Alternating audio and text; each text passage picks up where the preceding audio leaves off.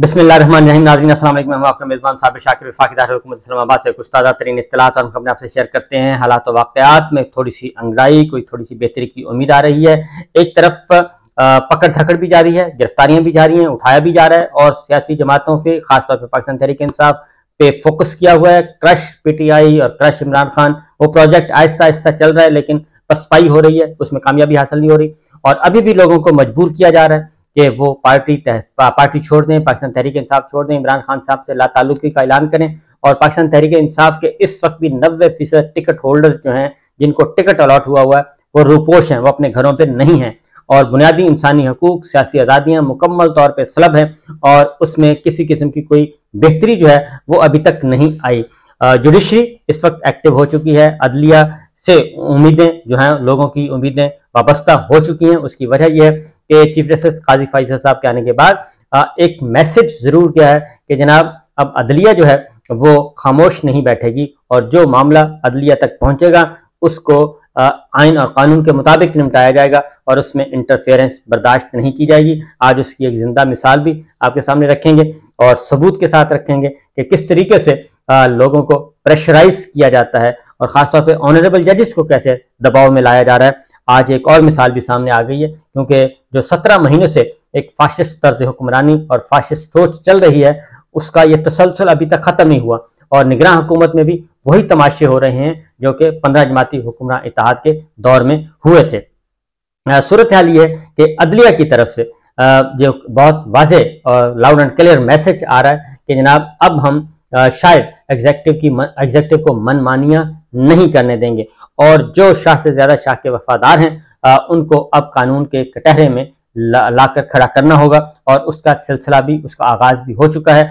एक तो धरना, फैजाबाद धरना नजरसानी केस था, उसकी डिटेल मैं आपको बताता हूँ। डिटेल जो पूरी की पूरी हियरिंग है वो मेन चैनल पे बता चुका हूँ और कुछ हिस्से इसमें भी रखूंगा, लेकिन पहले जरा सुन लें। इस्लामाबाद हाई कोर्ट में 2 अहम केस थे। सबसे पहले तो खालिद जमील साहब हमारे सीनियर जर्नलिस्ट हैं और ब्यूरो चीफ हैं ABN के, उनको 4 दिन पहले गिरफ्तार किया गया था एक बिल्कुल बेसलेस मुकदमे में। एक सिलसिला चल निकला है पिछले 17 महीनों में, मुख्तलिफ जर्नलिस्टों के खिलाफ FIR, इंतकामी कार्रवाइयाँ, झूठे मुकदमात, बेबुनियाद मुकदमात जो चल रहे हैं, उसी सिलसिले में उनके खिलाफ भी एक ट्वीट पे उनके खिलाफ उनको गिरफ्तार किया गया था और उनकी आज जो है वो जमानत हो गई है बाद गिरफ्तारी और अदालत ने हुक्म दिया है कि फिलफौर उनको अडयाला जेल से रिहा किया जाए 50,000 रुपए के जमानती मुचल्लकों के इव्ज। तो लिहाजा उनको कामयाब, उनकी फैमिली को मुबारकबाद दी और उनकी तकलीफें खत्म हुई, तो आज उनकी रिहाई मुमकिन है। दूसरी जानिब इस्लामाबाद हाई कोर्ट से जी एक अहम केस डॉक्टर शीरीन मजारी वाला मामला अभी तक चल रहा है कि डॉक्टर शीरीन मजारी के खिलाफ तमाम FIR का रिकॉर्ड जो है वो मांगा गया था। अब उनकी डॉक्टर शीरीन मजारी की FIR की तादाद मजीद ज्यादा हो गई है क्योंकि आहिस्ता आहिस्ता, क्योंकि हिडन बहुत है मुकदमात, मेरे खिलाफ भी पता नहीं कितने मुकदमात होंगे, कोई पता नहीं है मुझे। पिछले मेरी मुल्क छोड़ने से लेके अब तक मेरे खिलाफ कितनी FIR दर्ज की जा चुकी हैं, कोई तादाद का पता ही नहीं है। अभी हमारे पास कोई ऐसा रिकॉर्ड नहीं है कि कहाँ कहाँ बलूचिस्तान में भी दर्ज हैं, सिंध में भी दर्ज हैं और इस्लामाबाद में भी दर्ज हैं और नाजायज असला भी पता नहीं क्या क्या डाला हुआ है। बहरहाल अल्लाह ताला उनको हिदायत दे जो ये काम कर रहे हैं और उनको तौफीक दे कि इस तरह के काम ना किए जाएं तो ज़्यादा बेहतर है। तो बहरहाल डॉक्टर शीरीन मजारी के खिलाफ भी मजीद FIR का रिकॉर्ड आ गया है और जस्टिस मियां गुल हसन औरंगजेब साहब जो हैं वो समाअत कर रहे हैं। IG पंजाब आज अपेयर हुए उनके सामने, तो IG साहब से पूछा कि जनाब बताएं आपने जो मुलव्वस अहलकार हैं उनके खिलाफ क्या कार्रवाई की और कुछ किया। तो जाहिर आए बाएं शाएं का ही होता है और तो कुछ नहीं होता। तो बादियों नजर में इस अदालत के हुक्म की खिलाफ वर्जी की गई। जस्टिस मियां गुल हसन औरंगजेब साहब ने IG साहब से कहा, उन्होंने कहा कि IG साहब जाती दिलचस्पी लें, ये अहम केस है, इसको लाइट ना लें और डॉक्टर शीरीन मजारी के खिलाफ तमाम FIR का रिकॉर्ड जमा करवाएं और पहले भी हुक्म दिया गया था, उस पर अमल दरामद नहीं हो रहा और ऐसा ना हो कि ये मामला आपकी तरफ चल पड़े। कहा गया था कि शीरीन मजारी के खिलाफ 3 केसेस हैं और शीरीन मजारी का नाम ECL में भी डाल दिया गया था और शीरीन मजारी के खिलाफ FIR 3 से 7 कैसे हो गई, ये वकील ने क्वेश्चन किया ओपन कोर्ट में और मुलव्वस एहलकारों के खिलाफ कार्रवाई करके 1 माह में रिपोर्ट जमा करवाएं और 1 माह का वक्त दिया गया और ये क्या है IG इस्लामाबाद के लिए हुक्म है, जो पुलिस एहलकार अदालती हुक्म की खिलाफ वर्जी में मुलव्वस हैं इनके खिलाफ कार्रवाई करें। तो आईजी को ये हुक्म दिया गया है। और इसके अलावा भी लाहौर हाई कोर्ट में भी तलबी मौजूद है जी, पुलिस अफसरान की, आईजी इस्लामाबाद की और दीगर की। तो ये चल रहा है। दूसरी जानिब एक और केस जो था वो भी इस्लामाबाद हाई कोर्ट में था, लेकिन जस्टिस बाबर सत्तार साहब की अदालत में था। वो इससे भी ज्यादा दिलचस्प है। वो शहरियार अफरीदी साहब से मुताल्लिक है। उनको गिरफ्तार किया गया था MPO के तहत और नाजायज तौर पर गिरफ्तार किया गया था। अदालती हुक्म की खिलाफ वर्जी की गई थी। वो एक केस चल रहा है DC इस्लामाबाद इरफान मेमन और दीगर अफसरान के खिलाफ तौहीन अदालत का केस है। फर्द जुर्म आयद हो चुकी है और इस्लामाबाद हाई कोर्ट के डिवीजन बेंच के सामने ये गए थे अफसरान, वहां से अपील खारिज हो गई और फर्द जुर्म आयद और हुक्म हुआ कि आप ट्रायल का सामना करने, तौहीन अदालत का जुर्म है। जस्टिस बाबर सत्तार साहब इसकी समाअत कर रहे हैं और DC Islamabad Irfan Memon, SSP operation Jamil Zafar वो अदालत के सामने पेश हुए। और कार्रवाई में आपको बता चुका हूँ, शहरियार अफरीदी को 3 MPO के तहत गिरफ्तार किया गया था अदालती हुक्म के बरखिलाफ। और डिप्टी कमीशन इसमें बगैर मशरूत माफी भी मांग चुके हैं, लेकिन इसके बावजूद अदालत ने माफी कबूल नहीं की, बल्कि फर्द जुर्म आयद कर दी गई है। और राजा रिजवान अब्बासी जो है वो डिप्टी कमिश्नर की तरफ से वकील उनके साथ पेश हुए थे। जस्टिस बाबर सत्तार साहब ने सबसे पहले तो डिप्टी कमिश्नर की क्लास ली और उन्होंने कहा कि मुझे फैमिली और दोस्तों के जरिए अप्रोच किया जा रहा है, और DC से कहा और उन्होंने कहा कि ये क्या मैं आपको एक और शोकाज नोटिस ना जारी कर दूं। और DC साहब आप आग से खेल रहे हैं, आप ये जो कुछ कर रहे हैं गलत कर रहे हैं। मैं हल्फ, DC साहब ने कहा जी कि मैं हल्फ उठाकर कहता हूं कि मैंने अप्रोच नहीं किया, मैं केस सुन रहा हूं और ये मुझे कॉल करवा रहे हैं। जस्टिस बाबर सत्तार साहब ने कहा हम अदालत के रहमो करम पर हैं। राजा रिजवान अब्बासी जो उनके वकील थे, DC इस साहब ने आप पर इंसाफ की राह में रुकावट बनने का इल्जाम है। जस्टिस बाबर सत्तार साहब, इस्लामाबाद हाई कोर्ट ने DC इस्लामाबाद की गैर मशरूत माफी मुस्तरद कर दी और आप अपने कामों के लिए कॉल्स पर फोकस करते होंगे, अदालत नहीं करती। आपका जो कानूनी दिफा है इस पर तवज्जो मरकूज करें, आपस में तय करें कि ट्रायल को कैसे शुरू करना है। रिजवान अब्बासी साहब अपने क्लाइंट से कहें कि केस के कानूनी नुकात पर फोकस रखें। इस तरीके से ये समाअत जो है वो मुलतवी कर दी गई और डिप्टी कमिश्नर इस्लामाबाद की माफी मुस्तरद और फर्द जुर्म आयद और इसका ट्रायल शुरू करने का इस्लामाबाद हाई कोर्ट ने फैसला दिया। तो ये एक दो खबरें अहम नौयत की थी। एक खालिद जमील साहब का मैंने बता चुका हूँ, लेकिन दूसरी जानिब अभी तक नहीं पता चला जी फर्रुख हबीब साहब का कि वो कहाँ हैं, किस हालत में हैं। अभी तक उनको किसी अदालत में पेश नहीं किया गया और ये भी साथ साथ चल रहा है।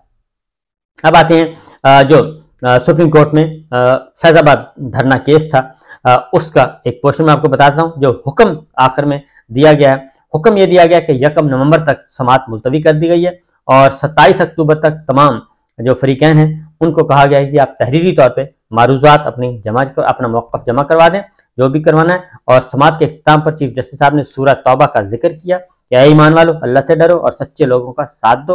वज़ारत दिफा ने अटॉर्नी जनरल के जरिए दरखास्त की मजीद पैरवी न करने की इस्तदा की और वज़ारत दिफा ने भी इनकार कर दिया जी, वो भी पैरवी नहीं कर रहा। और इंटेलिजेंस ब्यूरो ने भी ये दरखास्त दे दी है, पैमरा भी दे चुका है, PTI भी दे चुका है, इलेक्शन कमीशन भी दे चुका है। लिहाजा इन्होंने कहा जी कि हम अपनी नजरसानी की दरखास्तों की पैरवी नहीं करेंगे। और चीफ जस्टिस साहब ने लिखा कि ये सब तस्लीम कर चुके हैं कि अदालती फैसला सच था, यानी जो धरना केस में, फैजाबाद धरना केस में जो फैसला दिया गया था वो बिल्कुल सच था, उसमें कोई नकाइस नहीं थे। और हमारा इम्तहान, उन्होंने कहा जी हमारा इम्तहान हो गया पास, अब आपकी बारी है, अब आप जरा आए मैदान में, अभी आपकी दरखास्तों पर फैसला हम नहीं कर रहे, ये अदालती हुक्म है। और उन्होंने कहा कि अभी हम देखेंगे 27 अक्टूबर तक आप जवाब जमा करवाएं और 1 नवंबर को सुनेंगे। आप सब फरीकैन मौजूद नहीं थे, फरीकैन को हाजिरी का एक और मौका दिया जाता है। अटॉर्नी जनरल दीगर फरीकैन ने कहा कि फैसले पर अमल दरामद को रिकॉर्ड पर लाएंगे। कुछ फरीकैन ने कहा कि अदालतों ने फैसले से पहले इनको सुना नहीं। ऐसे बयान सरप्राइजिंग थे क्योंकि समाअत ओपन कोर्ट में थी। आपको कितना वक्त दें, अटॉर्नी जनरल ने 2 महीने का वक्त मांगा जी, लेकिन 2 महीने का वक्त नहीं दिया गया, ये मुस्तरद कर दी गई और अदालत की कार्रवाई 1 नवंबर तक मुलतवी कर दी गई। और लाइव कवरेज भी इसकी होगी, तवक्को यही कि लाइव कवरेज होगी। अगली समाअत जो है 1 नवंबर को जो होनी है। और चीफ जस्टिस से अटॉर्नी जनरल ने कहा जी कि जो पहली लाइव कवरेज हुई थी वो बराह रास्त कार्रवाई जो हुई थी उसने रिकॉर्ड कायम किया और पहली समाअत को इंडिया पाकिस्तान मैच से ज्यादा देखा गया, अटॉर्नी जनरल ने कहा। तो चीफ जस्टिस साहब ने मुस्कुरा के कहा तो फिर तो हमारा रेवेन्यू जो है, हमारा रेवेन्यू में हमारा हिस्सा भी होगा, वो भी दे दे। तो बहरहाल ये लाइट मूड गुफ्तगू थी, लेकिन ऑर्डर बड़ा सख्त आया है। गुफ्तगू लाइट का इसका मतलब ये नहीं लेना कि जस्टिस काजी फाइज साहब इस केस को अधूरा छोड़ने वाले हैं। उन्होंने काफ़ी आज सरजनिश भी की, काफ़ी टफ टाइम दिया वकला को, जो भी वकला थे सिवाय अली जफर साहब के बाकी सबको टफ टाइम दिया। इरफान कादर साहब आज आए ही नहीं थे और वो एमकेएम के वकील थे, और हो सकता है अब कोई और वकील आए।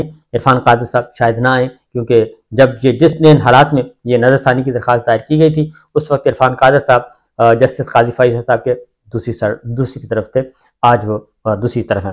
तो बहरहाल ये पेज कभी सेम हो जाता है, कभी आगे पीछे हो जाता है।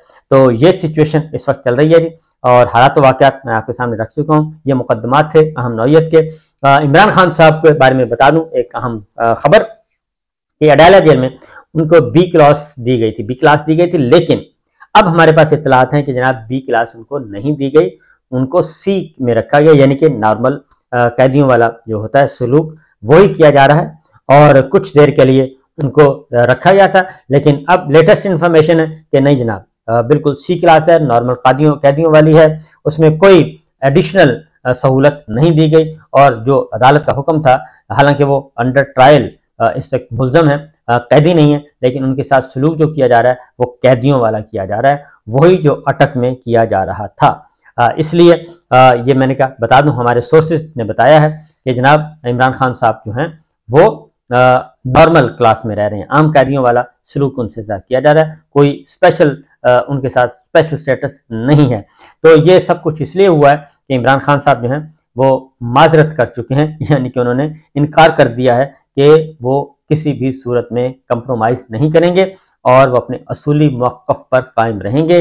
लिहाजा जो भी बन पड़ा वो जेल में बैठ के ही अपने अवाम के हकूक़ की लड़ाई लड़ेंगे और कुछ और नहीं करेंगे। लिहाजा जैसे ही ये चीज़ें आई हैं उसके बाद मामलात जो हैं वो टफ हो गए हैं, कशीदगी की तरफ जा रहे हैं। मैं पहले भी बता चुका हूँ कि चीज़ें जो हैं वो बेहतरी की तरफ फिलहाल नहीं जा रही। इमरान खान साहब अपनी जगह छोड़ने के लिए तैयार नहीं है, अपनी पोजीशन, अपना असूली मौक़िफ़ नहीं छोड़ रहे, और दूसरी जानिब जान के लाले पड़े हुए हैं पाकिस्तान मुस्लिम लीग नवाज को, मौलाना फजलुर रहमान साहब को, क्योंकि उनकी हालत बहुत पतली है और उनके अपने सर्वेज जो हैं वो बता रहे हैं कि इलेक्शन वो नहीं जीत सकते, कहीं से भी नहीं जीत सकते, और दूर दूर तक उनकी फतह का जो सूरज है वो तुलू नहीं हो रहा, बल्कि वो गुरूब हो चुका है। ये थी अब तक की इत्तलात। इजाज़त दीजिए, अल्लाह हाफिज़।